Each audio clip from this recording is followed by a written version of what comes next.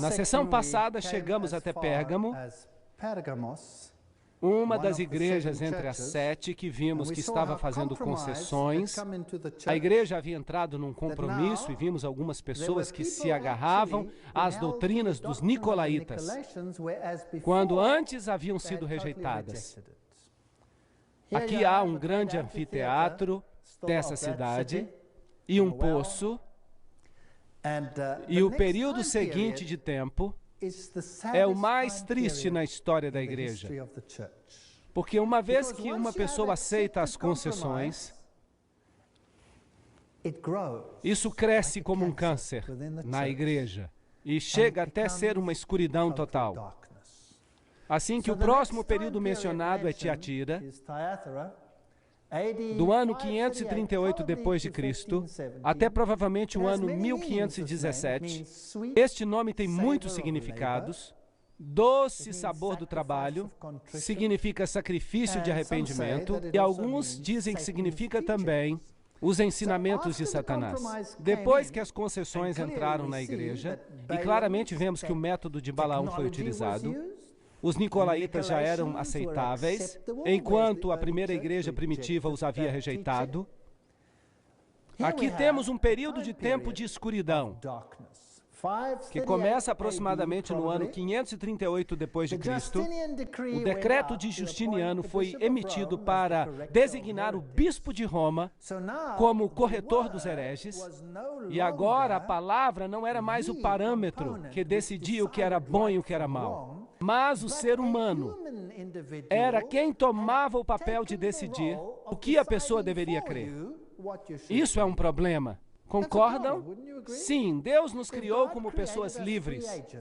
E individualmente temos que comparecer diante de Deus um dia e dar um informe do que fizemos e do que cremos. Vamos poder dizer, ele decidiu por mim, sim ou não? Não. O que aconteceu quando Adão e Eva pecaram? Qual foi a primeira coisa que fizeram? Eles colocaram a culpa em alguém, certo? Sim. Quando Deus disse a Adão, o que fizeste? O que disse Adão? A mulher que tu me deste foi culpa dela. E quando olhou para a mulher, o que ela disse? Pois foi a serpente que me enganou. Lembram-se disso? Então, uma vez que assumimos essa atitude, então começamos a colocar a culpa em outra pessoa. Estamos vivendo numa sociedade que transfere a culpa. Já notaram isso? Ninguém tem problemas seus neste planeta. Não há nenhuma criança que tenha um problema seu neste planeta. Eu tenho esse problema, mas é por causa dos meus pais. Já ouviram isso? O meu pai era bastante exigente e a minha mãe fez isso, e é por isso que eu tenho esse problema hoje. Ninguém tem um problema que seja seu. O problema sempre vem de outra pessoa. O pai que me deste é o problema. Às vezes é verdade, mas essa é uma tendência do mundo. São as outras pessoas que têm culpa. Agora, então, havia um corretor de hereges. Havia alguém que decidiria por nós aquilo em que deveríamos acreditar. E se não fizéssemos do jeito que ele decidiu, o que aconteceria? A morte. Seria o seu fim. Assim que esse é o período da história em que o homem chega a ser o padrão para todos os demais. É conhecida como a Idade das Trevas. Uma vez que uma pessoa rejeita a luz e presume que é a luz, aí então se entra em escuridão. Se o Filho de Deus não é mais a luz do mundo, e outra pessoa se torna a luz do mundo, então estamos em trevas. Não há outra solução. Hauser, um teólogo católico romano, diz que essa é a igreja da Idade Média. Nessa cidade havia um templo ao deus Apolo, deus Sol, e havia um altar a uma deusa feminina. Vamos falar sobre isso mais adiante, nas palestras. Havia uma divindade feminina aqui. Havia uma indústria têxtil nessa cidade, onde se faziam tinturas. Tinturas de púrpura e carmesim, feitas de uma raiz de rúbia. Púrpura e carmesim também são as cores da Igreja da Idade Média. Muito interessante. E essas cores têm um significado muito especial. Púrpura é a cor da realeza e carmesim é a cor do sacrifício. Assim que eles assumiram uma posição de realeza e sacrifício, que não deveria se aplicar a mais ninguém a não ser Jesus Cristo. Eles se estabeleceram como normas, são eles que podem perdoar o pecado. São eles que dizem, vinde a mim, todos que estáis cansados e oprimidos, e eu vos aliviarei. Vinde a mim e confessai os vossos pecados, e eu vos darei absolvição. Quando Jesus diz, eu sou o caminho, a verdade e a vida, confessem os pecados a Deus. Portanto, havia aqui um problema. Logo nessa história, à medida que a cidade se desenvolve, está a história de Jezabel. Agora, se olhamos para o Antigo Testamento, vemos que Jezabel foi uma princesa fenícia. Ela se casou com Acabe, o rei de Israel, e levou todo o povo de Israel à adoração do sol. Podem ler o relato em 1 Reis 18:4 e 2 Reis 9:22. Jezabel levou o povo à adoração de Baal. E nesse período de tempo, havia sacerdotes de Baal. E havia também sacerdotes de Astarote. Astarote era uma divindade feminina adorada. Então havia uma divindade masculina e uma divindade feminina. Isso é muito interessante. E se podia orar às duas. Havia sacerdotes de uma divindade e de outra. Agora, a Igreja da Idade Média fez exatamente o mesmo. Encontramos todo um clero dedicado a Maria. E também um clero dedicado a uma divindade masculina. É interessante. Eu conheço as tuas obras, e o teu amor, e o teu serviço, e a tua fé. Lembrem-se que a carta foi escrita à Igreja de Deus vivendo nas circunstâncias que vimos, às vezes bebendo dessa fonte. E isso é muito triste. E a tua paciência e que as tuas últimas obras são mais do que as primeiras. Portanto, aqui temos uma declaração acerca das obras. Não me interpretem mal. Não há nada mal nas obras, porque a fé sem obras é morta. Mas se as obras tomam o lugar da fé, então a fé também está morta. Entendem? De modo que havia aqui uma igreja que havia transferido a ênfase da fé para as obras.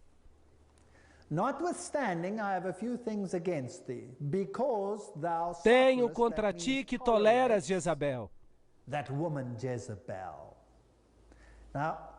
Bem, pode ter existido aqui uma Jezabel literal. Alguns dizem que sim, e que havia durante este tempo uma mulher que controlava a indústria têxtil e que fazia roupas tingidas de púrpura e carmesim. Mas é óbvio que a Bíblia usa algo literal que existia nessa época e o aplica para o futuro e aplica a toda esta grande apostasia que sucedeu quando Acabe era rei de Israel e se casou com Jezabel. Em outras palavras, entrou em uma relação com o paganismo. Ficou claro? E aqui está este rei que se casa com o paganismo, assim que a Igreja de Deus estava aceitando o paganismo e estava mesclada com a sua essência. Então eles suportam e toleram essa mulher, Jezabel, que se chama de profetisa, e cabe esclarecer que profetizar significa pregar e também significa transmitir visões, e você tem que tirar do contexto qual dos significados está sendo usado aqui. Obviamente aqui se refere à pregação, ensinar e enganar os meus servos para que se prostituam e sejam infiéis a Deus e sirvam outros deuses. E comam dos sacrifícios da idolatria. Uau! Está bem específico. A idolatria. E comer e beber passa a ser uma parte da idolatria. Seria bom esclarecer que Deus sempre advertiu o seu povo a não comer comida sacrificada a ídolos. E aqui se menciona uma forma de idolatria específica. É importante ver que as divindades pagãs, Baco, Zeus, Júpiter, Osíris, a quem se rendia culto. Isso era feito com biscoitinhos redondos, pães, que simbolizavam os corpos, como se fossem corpos literais. Foi durante essa época que isso entrou no sistema da igreja, será? Sim, claro. E dei-lhe tempo para que se arrependesse da sua prostituição, e não se arrependeu. Eu lhe dei tempo, muito tempo para se arrepender. Mas o triste é que não se arrependeu. Eis que a porei numa cama, e sobre os que adulteram com ela virá grande tribulação, se não se arrependerem de suas obras. Mas não se arrependeram. Assim que esse sistema não mudará. Vai continuar a ser assim. Então Deus terá que tomar essa luz e dá-la a outra pessoa. Porque esse sistema não vai se arrepender. É um sistema problemático. E ferirei de morte os seus filhos. Então os filhos sairão para fora desse sistema. E eles serão tão apóstatas como ela foi. E todas as igrejas saberão que eu sou aquele que sonda os rins e os corações. E darei a cada um de acordo com as suas obras. Portanto, se o seu critério são as obras, eu vou julgar você de acordo com as obras. E se leva as pessoas à idolatria, eu vou julgar você por isso. E aos restantes que estão em Tiatira, a todos quantos não têm essa doutrina, ou seja, nem todos seguiram esse caminho, chegou a haver uma grande divisão na igreja. E não reconheceram, como dizem, as profundezas de Satanás. Está aqui uma terminologia muito interessante. Conhecer as profundidades de Satanás significa que uma pessoa deve ter sido iniciada nos segredos do ocultismo. Não é assim? Há pessoas hoje que afirmam conhecer as profundidades do ocultismo. E teremos que reconhecer onde estão localizadas as profundidades do ocultismo hoje em dia. E vamos fazer isso nas próximas palestras, sem dúvida. Mas aqui está localizada em que igreja? Na igreja da Idade Média. Conhece as profundidades de Satanás. Uau! Isso dá medo. Vamos ter que examinar esse assunto. Outra carga não vos porei.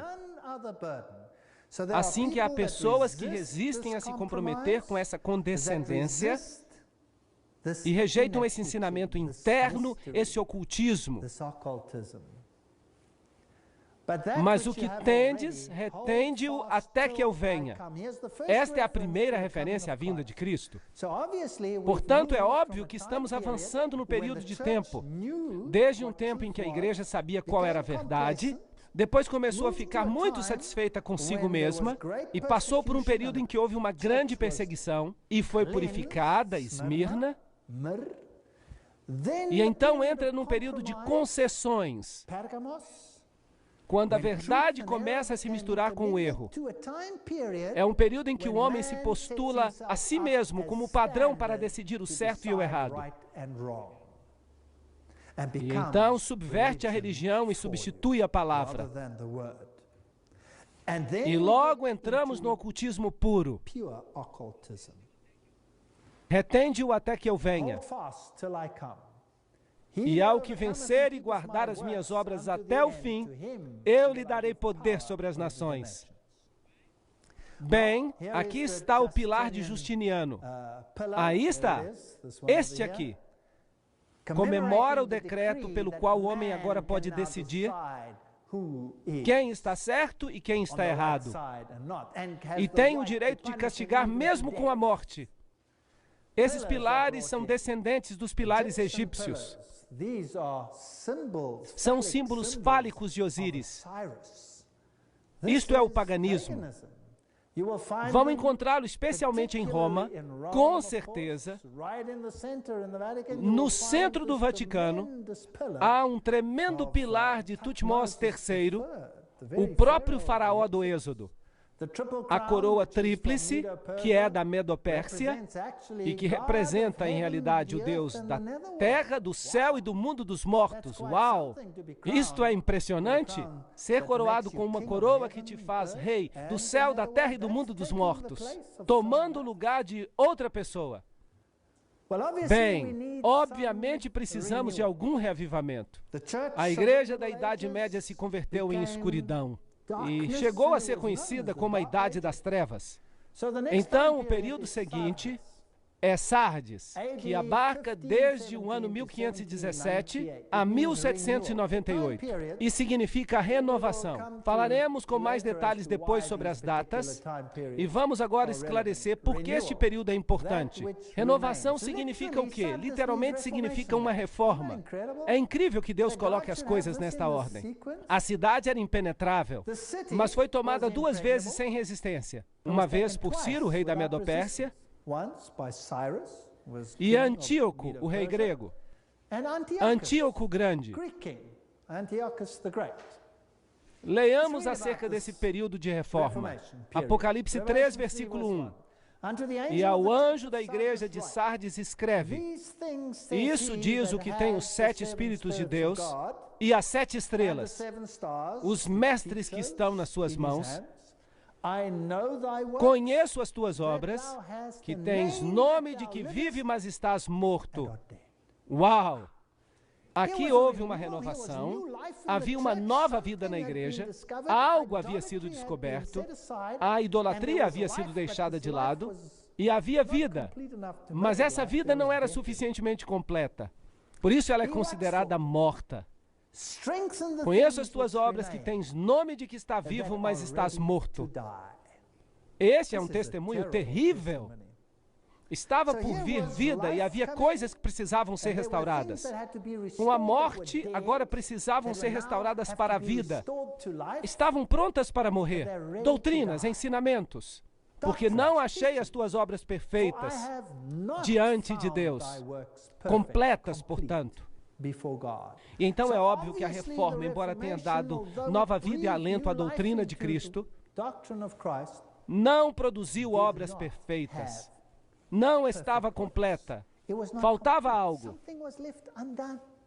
E é muito interessante que no Concílio de Trento se discutiu um assunto importantíssimo. E vamos explorar isso um pouco mais adiante.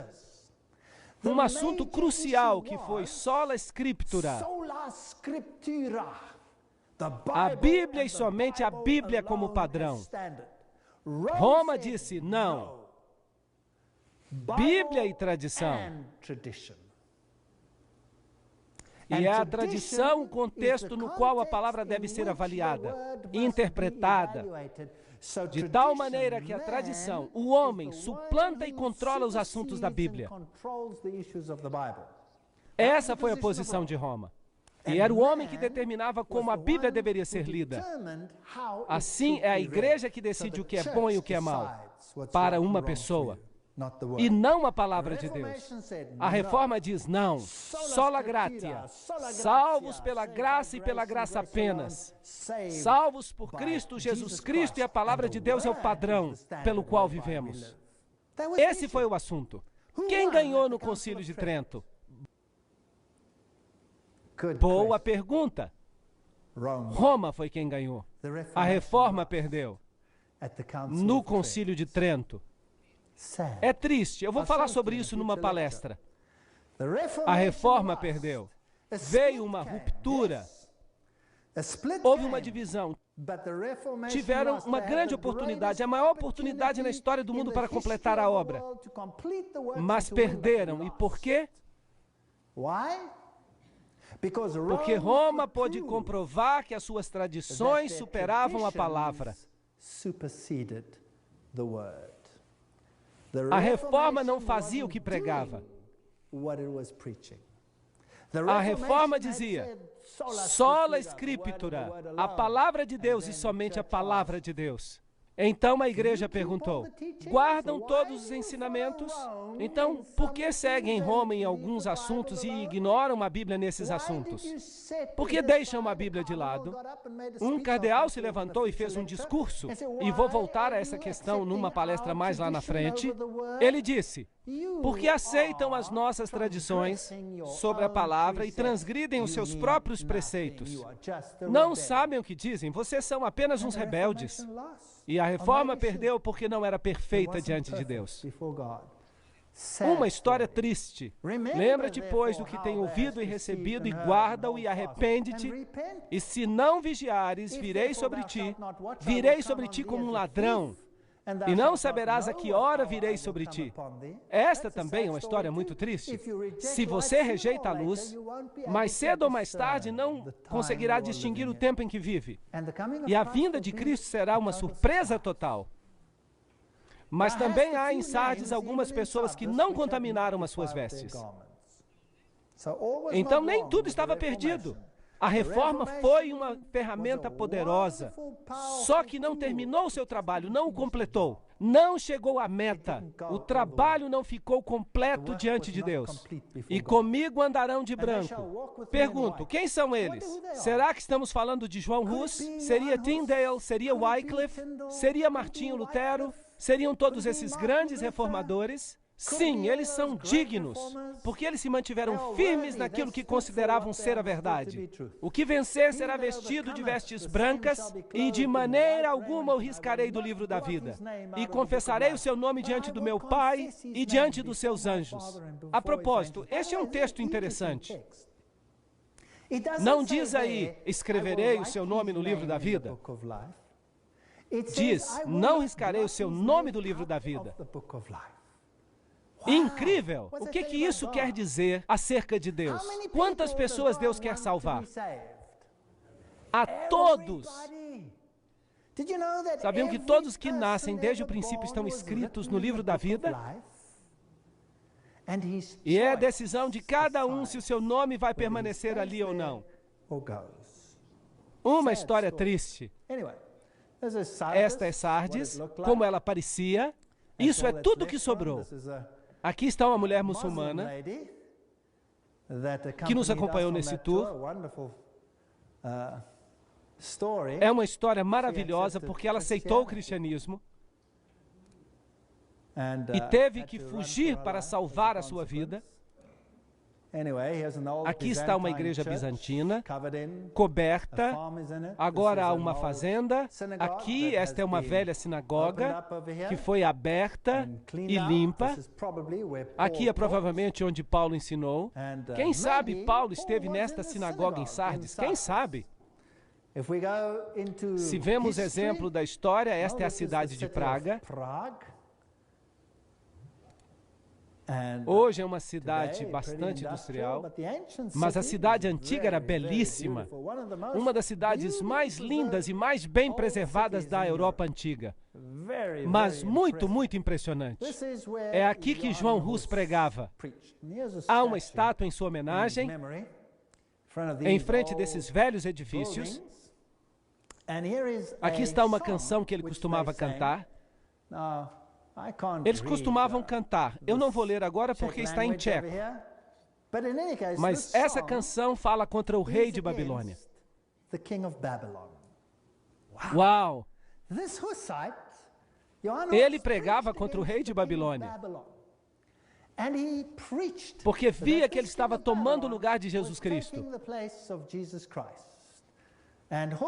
E Hus foi declarado herege.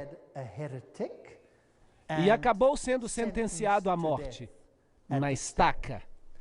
Mas também tens em Sardes algumas pessoas que não contaminaram as suas vestes. E comigo andarão de branco, porquanto são dignas disso. Aqui está a velha ponte sobre o rio em Praga. E aqui era onde eles dependuravam os corpos dos hussitas, que rejeitavam os ensinamentos de Roma e escolhiam os ensinamentos da Bíblia. Quando os descobriam, os cortavam em pedaços e dependuravam ali para que todos vissem. De tal modo que se podia ver um cadáver ali, com um braço aqui, uma perna ali, dependurados para mostrar às pessoas que não valia a pena ir contra a igreja da Idade Média. Quando se cruza esta ponte hoje, pode-se encontrar os santos pagãos ali. Aqui uma mulher colocando a mão nesta imagem. É possível que esta estátua de bronze, que está aqui toda brilhante, porque todo mundo coloca a mão nela, realmente tem algum poder, porque eles creem que se puserem as mãos aqui, receberão uma bênção especial. Este é um santo católico que aparentemente morreu aqui, ao ser dependurado sobre a ponte. Assim dizem, mas na realidade, dizem que se colocar aqui a mão, recebem uma bênção especial. Assim que uma pessoa pode receber uma bênção especial pelas mãos de homens. E essa era a ideia contra a qual lutavam os hussitas. O homem acima de Cristo. O símbolo da adoração ao sol, os signos do zodíaco. Aqui está uma enclave jesuíta com as letras IHS, Isis, Horus e Set, a trindade egípcia. Aqui está um balneário, um retiro, onde se podem comprar alimentos saudáveis. Aqui está Martinho Lutero. E aqui nesta escada, essa escadaria que se chama La Santa Scala, Martinho Lutero se levantou depois de ter estado ajoelhado e disse: "O justo viverá pela fé." E vejam, esta escadaria, dizem que foi a escadaria pela qual Cristo caminhou quando foi sentenciado à morte por Pilatos. E então, uma noite, miraculosamente, os anjos pegaram esta escada em Jerusalém e a trouxeram para Roma. Assim ela deve ter chegado ali. E fizeram esta catedral ao redor. E se hoje você sobe esta escadaria ajoelhado, você vai receber uma bênção especial e 90 dias de absolvição. Ainda hoje você recebe. E isso significa que por 90 dias você pode fazer o que quiser e estará antecipadamente perdoado. Um sistema estupendo, exceto que não é bíblico.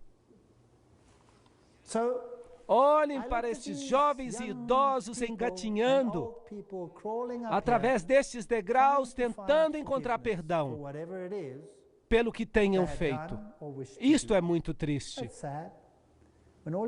Quando tudo que temos que fazer é olhar para Cristo e dizer: "Aqui estou eu, Senhor, sou um pecador, perdoa-me." E Jesus olha para nós e diz: "Não te condeno. Vai e não peques mais."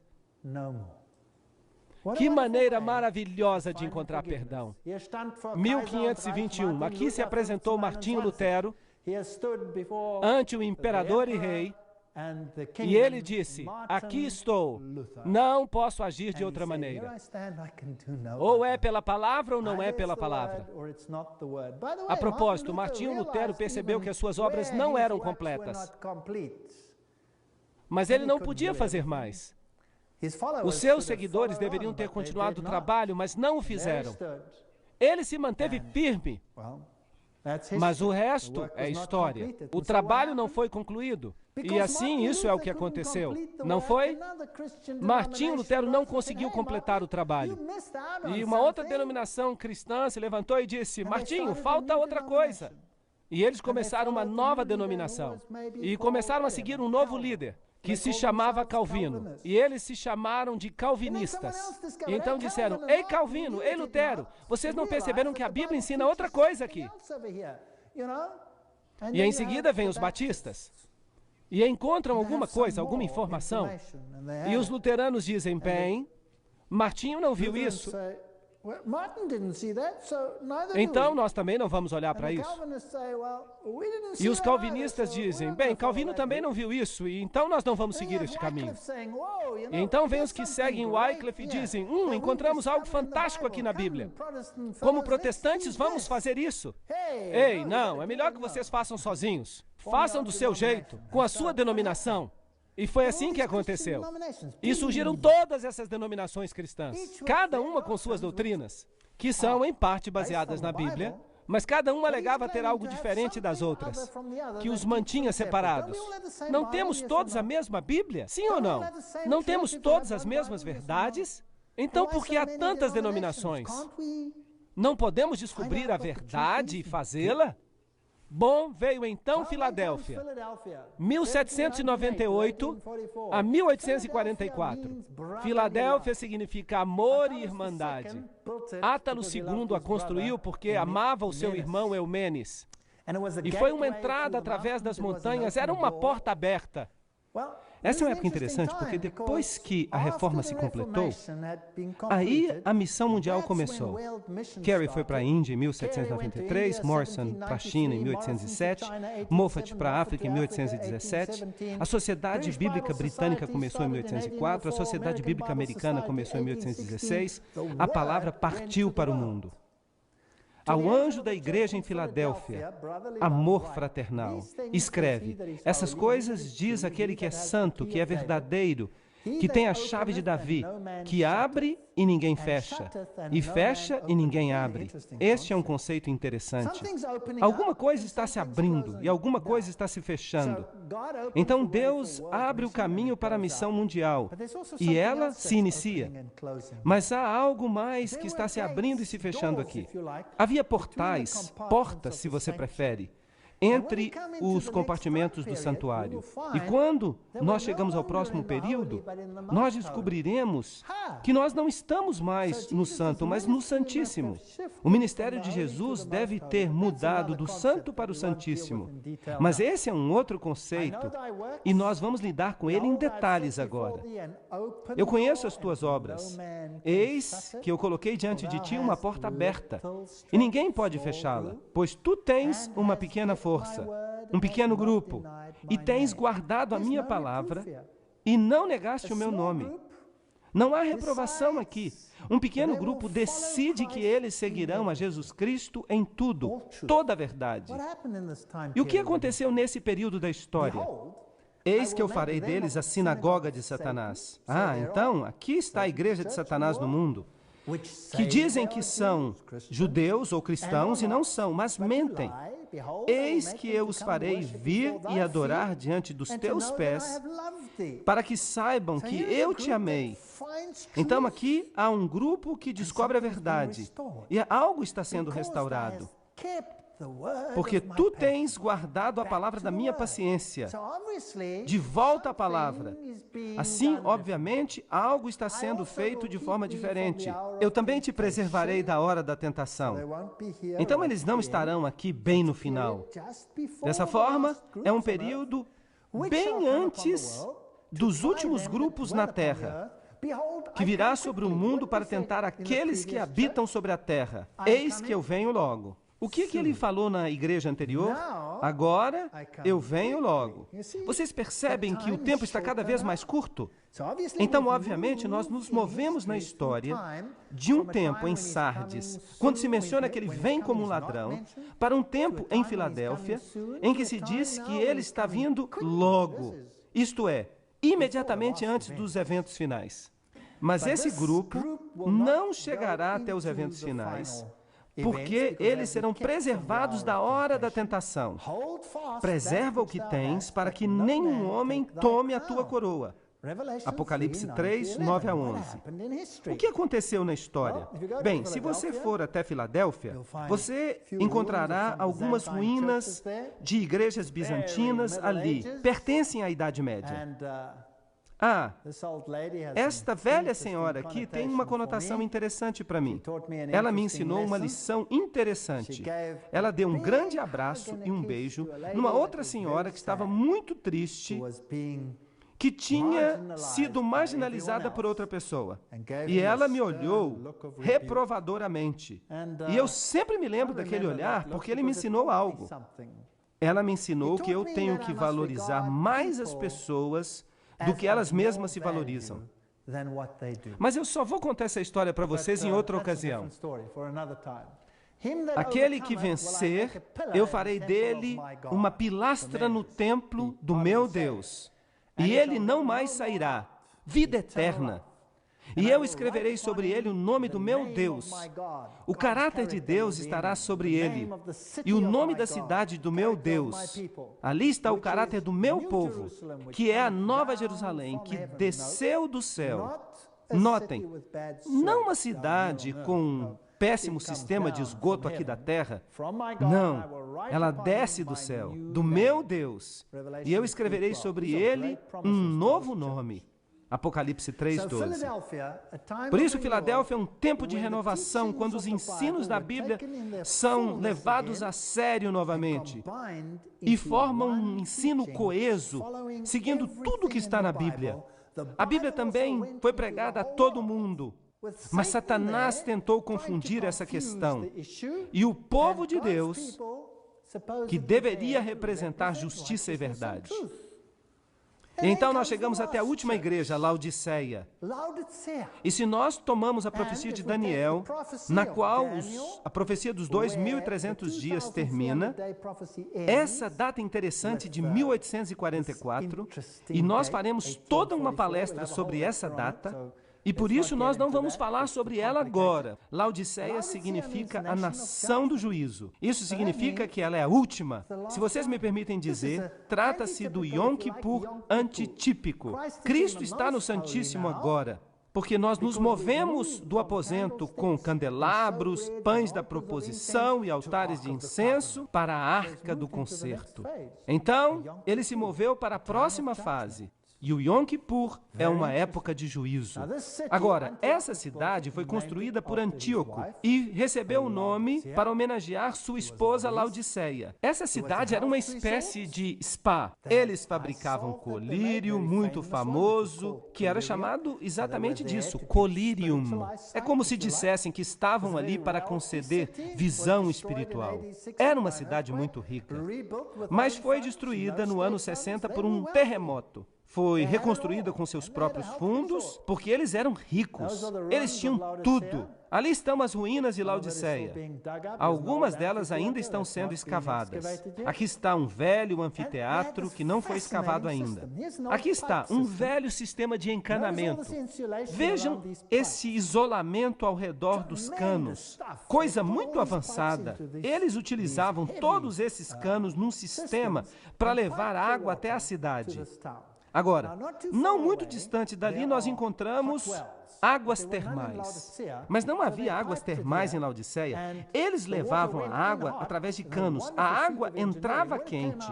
Era uma maravilha da engenharia. Mas quando ela saía em Laodiceia, a água não estava mais quente, ela estava morna. E se você bebesse água morna, você ficava com vontade de vomitar. Se ela estivesse quente, você podia bebê-la, porque você podia bebê-la como se fosse um chá. Se você a esfriasse, você também poderia bebê-la. Mas quando ela chegava ali, ela estava morna. Esta é uma história fascinante para a arqueologia. E eu conheço as tuas obras, que tu não és nem frio nem quente. Ahá! Oxalá foste fria ou quente, mas porque tu és morna e não és fria nem quente, eu estou a ponto de te vomitar da minha boca. Apocalipse 3, 15 e 16. Notem que aqui a repreensão não é: eu virei e tirarei de ti o teu candelabro e o darei a outra pessoa. A repreensão é: eu te cuspirei da minha boca. Você percebe que esta é a última igreja na terra. Não haverá retirada do candelabro, haverá apenas vômito. Esta igreja passará o reino. Mas aqueles que estão em mornidão serão vomitados desta igreja.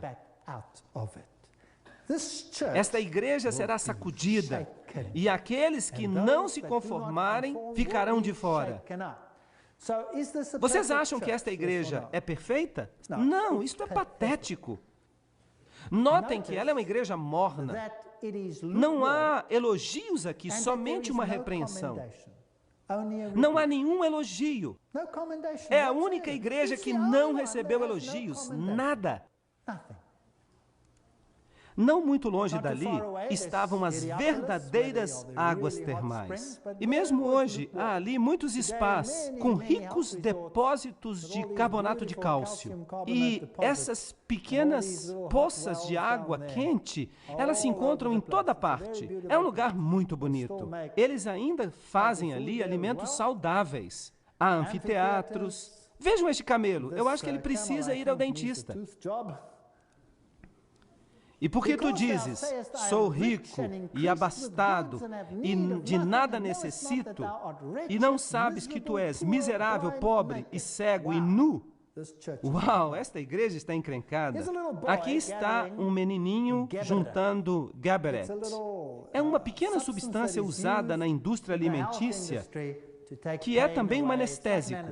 Mesmo hoje, essa área é conhecida por causa das suas plantas medicinais. E veja, nós temos uma mensagem associada com Laodiceia, uma mensagem de saúde, algo para o corpo físico, mas infelizmente eles pensam que estão ricos. Agora, Deus está interessado em riquezas literais? Sim ou não? Não. Em que eles são ricos? Sim, eles têm um conhecimento bíblico. Eles têm um conhecimento bíblico. Vejam que a reforma não conseguiu completar o trabalho. Vejam que a reforma não conseguiu completar a tarefa. A reforma se fragmentou por causa de uma tarefa incompleta. Então, o período de Filadélfia chegou e ocorreu uma consolidação. E a palavra foi mais uma vez apresentada em sua plenitude. E Laodiceia herdou esse conhecimento. Aqui estavam eles. Eles tinham conhecimento. E o que eles fizeram com ele? Eles sentaram em cima do conhecimento. E o que eles fazem então? Eles ficam ricos e abastados e não têm necessidade de nada. Eles começam a brincar de igreja. A igreja deveria ser a luz do mundo. Mas essas pessoas brincam de igreja. E não entendem que são miseráveis, pobres, cegos e nus. São cegos, não têm discernimento. Eles estão vazios de Cristo. Vejam que a fé sem obras é morta. É verdade que as obras não ganham pontos para vocês, porque nós somos salvos pela graça e pela graça apenas. Mas, no entanto, se você não partilha essa graça, então há algum problema com você. E se você é rico, você crê que você tem a verdade, então por que partilhá-la com outras pessoas? Talvez isso deixe você constrangido. E há pessoas que podem acreditar que têm a verdade e que a verdade vai salvá-los. Bem, os judeus acreditavam nisso. E eles tinham a verdade, mas eles rejeitaram o Messias e o crucificaram. Eles não fizeram isso? Então, ter a verdade não salva você. Ter Jesus Cristo salva você. E se você tem Jesus Cristo, você vai sair e você não vai condenar aqueles que não conhecem a verdade. Você amará aqueles que não conhecem a verdade e você tentará ganhá-los para a verdade. Porque Jesus morreu por você e por mim, quando nós ainda éramos pecadores. Certo ou errado? E vai ser desse jeito. E eu quero lhe dizer algo. Ninguém, e eu vou dizer isso com toda dureza, ninguém é salvo por uma compreensão correta de qualquer doutrina. Vocês entenderam isso? Se vocês têm o conhecimento perfeito de como ser salvos, será que isso é suficiente para salvá-los? Não! Se você ficar ocioso com esse conhecimento, se você pensar que é rico e abastado, então você não será salvo. Apliquem esse conhecimento ao coração, façam de Jesus o centro, o alfa e o ômega de sua vida. Esse é o conhecimento que salva com as obras. Mas se vocês ficarem ociosos, isso não vai salvar vocês. Se vocês se tornarem ricos e abastados e ficarem discutindo picuinhas, pequenos detalhes, dizendo, eu tenho um conhecimento perfeito desta doutrina e, portanto, eu estou certo e você está errado, e você está perdido e eu estou salvo.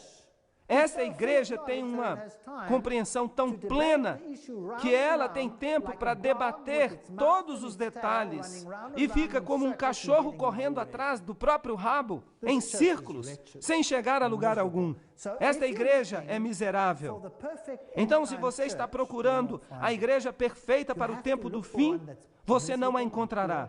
Tem que procurar uma igreja que é miserável, pobre, cega e nua. então você vai encontrá-la. Como isso é possível?